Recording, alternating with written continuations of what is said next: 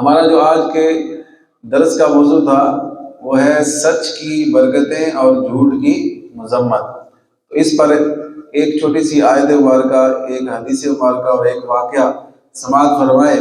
قرآن کریم میں اللہ تبارک و تعالیٰ نے فرمایا انما یفتری الکذب الذین لا یؤمنون بآیات اللہ واولئک هم الکاذبون۔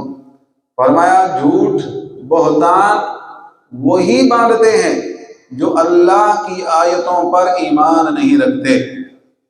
وَأُولَٰئِكَ هُمُ الْكَاذِبُونَ، فرمایا وہی لوگ جھوٹے ہیں۔ تو اس سے مراد یہ ہے کہ جھوٹ باندھنا، جھوٹ بولنا، بہتان لگانا، یہ بے ایمان بندے کا کام ہے۔ یعنی جس کا اللہ پر یقین نہیں، جس کا اللہ پر بھروسہ نہیں، وہ جھوٹ کا سہارا لیتا ہے۔ جس سے رب پر کامل بھروسہ ہوتا ہے وہ نہ کبھی جھوٹ بولتا ہے، نہ جھوٹ کا سہارا لیتا ہے، نہ جھوٹے بندے کے قریب جاتا ہے۔ احادیث مبارکہ میں نبی پاک صلی اللہ علیہ وسلم نے ہمیں بہت زبردست ترغیبات ارشاد فرمائی، جھوٹ سے بچنے کا حکم ارشاد فرمایا، سچ کا راستہ اختیار کرنے کا ارشاد فرمایا۔ بارگاہ رسالت میں ایک شخص نے حاضر ہو کر عرض کی یا رسول اللہ صلی اللہ علیہ وسلم، جہنم میں لے جانے والا عمل کون سا ہے؟ تو فرمایا جھوٹ بولنا۔ جب بندہ جھوٹ بولتا ہے تو وہ گناہ کرتا ہے، جب گناہ کرتا ہے تو وہ ناشکری کرتا ہے، اور جب بندہ ناشکری کرتا ہے تو پھر وہ جہنم میں داخل ہو جاتا ہے۔ تو اس لیے جھوٹ یہ بدی ہے اور بدی گناہ ہے، گناہ بندے کو جہنم کی طرف لے جاتا ہے، سچ نیکی ہے اور نیکی بندے کو جنت کی طرف لے جاتی ہے۔ اب اس حوالے سے آپ یہ واقعہ سماعت فرمائیں کہ نبی پاک صلی اللہ علیہ وسلم کی خدمت اقدس میں ایک شخص حاضر ہوا، عرض کرتا ہے یا رسول اللہ، مجھے شراب سے محبت ہے، بدکاری سے، چوری سے اور جھوٹ سے محبت ہے، میں آپ پر ایمان لانا چاہتا ہوں۔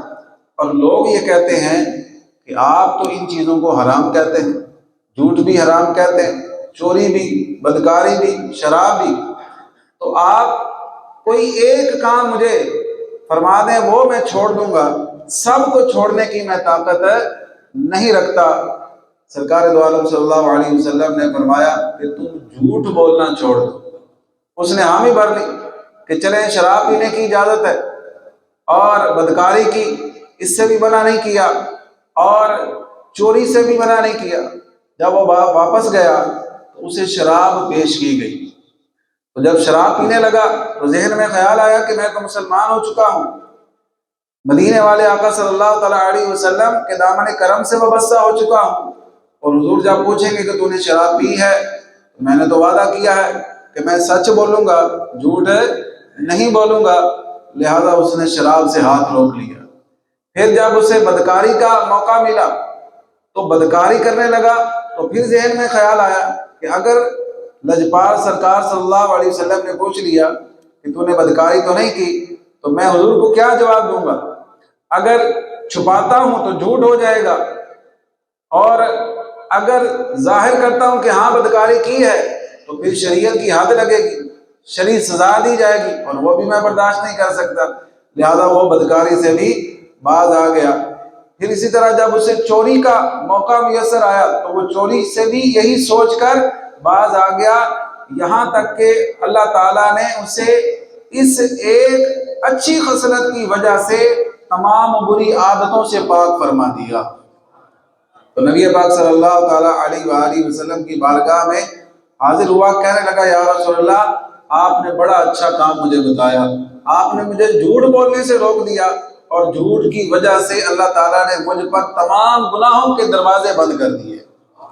تو یہاں سے ایک یہ بھی بات پتہ چلتی ہے کہ جہاں سچ کی برکت ہے، جھوٹ کی نحوست ہے، یہ بھی اندازہ ہوتا ہے کہ جھوٹ جو ہے یہ سارے گناہوں کی جڑ ہے، جھوٹ جو ہے یہ سارے گناہوں کی جڑ ہے، جھوٹ روزی میں بے برکتی کا ذریعہ ہے، جھوٹ رشتوں میں قطع تعلقی کا ایک سبب بنتا ہے، جھوٹ سے گھر ٹوٹ جاتے ہیں، جھوٹ سے معاشرے میں بے حیائی پھیلتی ہے، بدکاری پھیلتی ہے، جھوٹ سے معاشرے کے اندر چوریاں عام ہوتی ہیں، معاشرے کا امن خراب ہو جاتا ہے جھوٹ کی وجہ سے۔